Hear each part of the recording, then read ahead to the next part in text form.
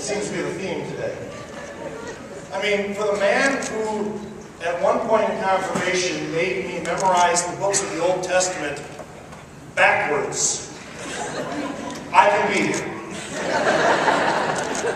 For the pastor who threatened to give me Proverbs 30, verse 17, as my confirmation verse, for those that don't know that, it has to do with ravens plucking your eyes out of your skull and the eagles eating them. I can be here. And so I sat down and I wrote out a notebook, and I filled that notebook up with ideas. And I found out it's really not a roast. I do have the honor of being able to say that not only have I been a confirmation student, but I've had the honor to work with you for the last 10, 11 years. But more importantly, I can call you and your family friends.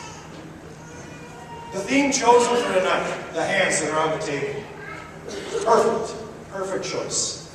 They represent the different lives that you've touched. But they also represent different key aspects of your ministry. Hands are perfect when I think of him in confirmation.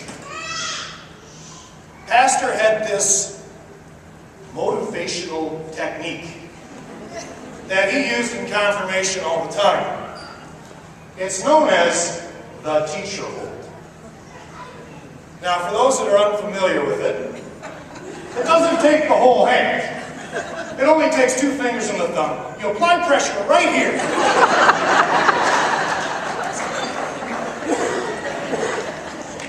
Anybody have that here?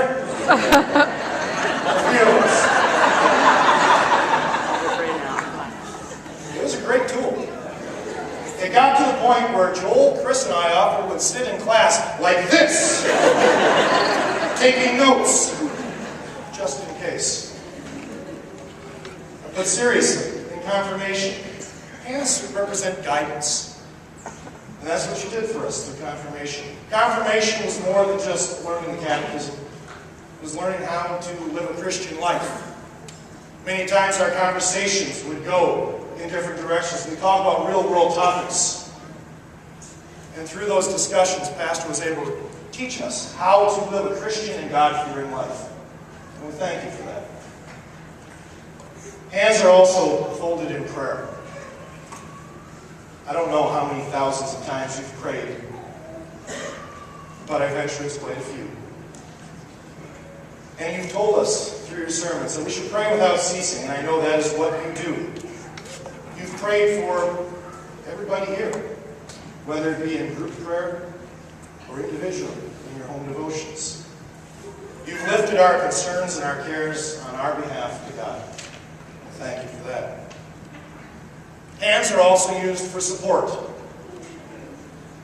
Every member here knows that if we have a problem, a concern, a question, we can come to you. You've always put the need of the congregation and us members before your own needs. At one point, the pastoral staff went to having an on-call cell phone. It really didn't change anything for you, because you were always on call. And we're going to miss that. And we thank you for that. Hands are also used as part of Thanksgiving.